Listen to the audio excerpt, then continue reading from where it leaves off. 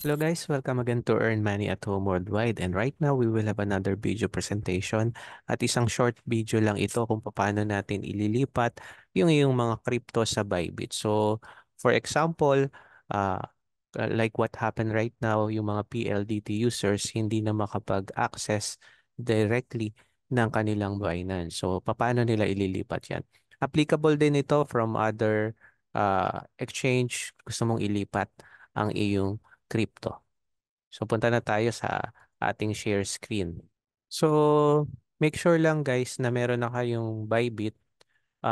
Pwede kayong tingnan nyo lang yung this video description to register, and at least nakapag KYC na kayo, know your customer, nasubmit nyo na yung ID nyo doon sa Bybit, at meron na rin kayong selfie o nakuha na yung identity nyo. This is for security reason, since this is an exchange platform na parehas din na parang nag-o-open ka ng bank account. Kaya lang ito ay online and related nga sa crypto. So, punta na tayo. Kung ito ang Bybit nyo guys, napakahalaga na malaman nyo ano ba yung deposit address nyo.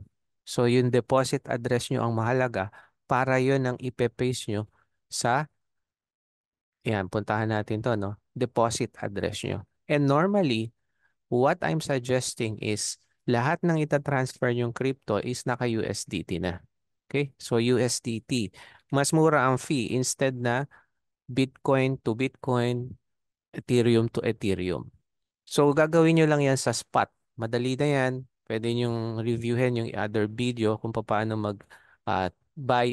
I-sell nyo lang yung, halimbawa, may Bitcoin kayo, sell nyo lang to USDT, yung pares. And then, ito yung pinaka-importante, guys.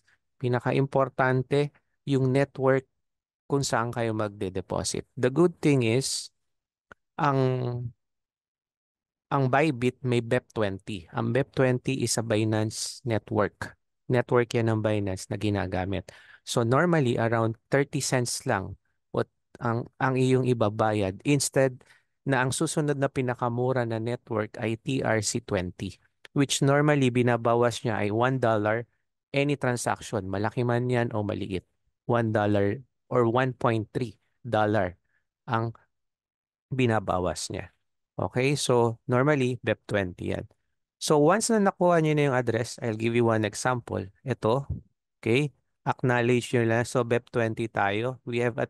Ito yung tinatawag na pagde-deposit, uh, confirmation yan. So normally ganito yan. So just acknowledge it and then copy this BEP20.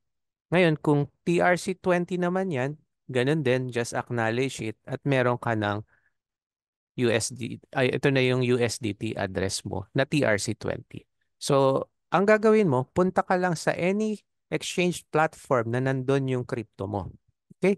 So, for example, pupunta na tayo sa ating Binance. So, ano naman ang gagawin mo dito? So, punta ka lang sa dashboard mo, guys, ng iyong Binance, and then click withdraw. Okay? Pagka na-click mo na yung withdraw, pipiliin mo yung coin. Ano yung coin natin? USDT. So USDT, and then paste the address or copy paste the address. Tapos ito ay TRC20. Pero kung yung address natin kanina, okay, ay BEP20, okay, BEP20, so copy natin to, BEP20 rin ang ilalagay mo sa network. So ano yung mahalaga dito? Tapos yes, assure mo lang yan. Okay. Ang pinakamahalaga dito guys ay tama yung address mo. Okay? So normally ako, nagche-check lang ako yung last 4 digit tsaka first 4 digit. Da-double check mo lang kung tama yung pagka-paste. Okay? Kung okay na yan, just withdraw.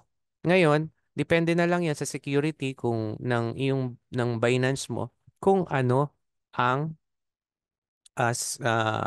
SMS code ba ang kailangan? Kasi hindi mo yan automatic mawi-withdraw kung may security ka. Okay, guys? So, yun lang. So, ang pinaka-technique lang dyan is just like sending an email, okay, with this address. Kaya lang, kailangan same network. So, ang gagawin nyo, ang tatandaan nyo, kung ang deposit address nyo, okay, ay BEP20, dapat ang withdrawal nyo rin ay BEP20.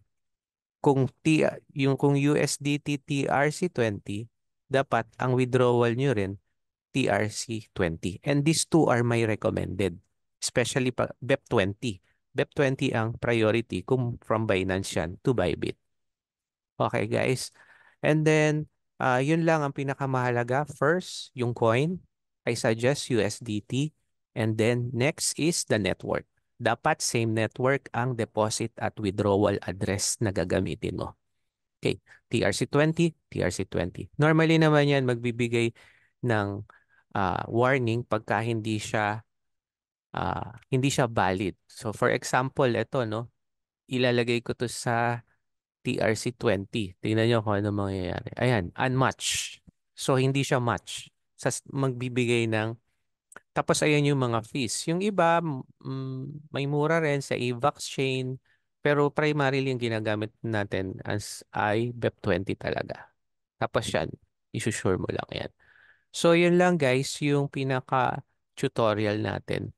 So, dapat same coin, okay? Then, same network address. So, my suggestion is USDT. And then, BEP20 or USDT TRC20 ang network. And one more thing, bago tayo maghiwa-hiwalay, make sure guys na yung inyong, tong inyong Bybit, kung pupuntahan nyo yung setting nyo, okay? Yung account security nyo, guys, should have an email authentication on, SMS authentication on, and then meron kayong at least Google Two-Factor Authentication. Well, ito, i-discuss na lang natin sa mga next video pagpa pinag-usapan na natin ang Bybit. Okay? Comment lang kayo kung meron pa kayong gustong matutunan sa Bybit since I can share to you like this one, yung mga earnings natin, no? Yung earns na tinatawag sa Bybit na kung saan kumikita ka ng 1%, 3%, tinatambay mo lang yung mga coins mo dyan. Okay? So, yan yung Bybit earn natin. So, ano lang tayo, comment lang kayo kung may mga gusto kayong matutunan. Meron din tayong video sa trading bot. Okay? Pwede rin yung puntahan, panoorin yung video na yon. Okay, so I hope guys naging maliwanag sa atin yung pag-withdraw from Binance to Bybit. Thank you again for watching here in Earn Money at Home Worldwide. So maraming salamat guys sa panonood nyo dito sa aking channel. And just comment lang if you have some suggestion.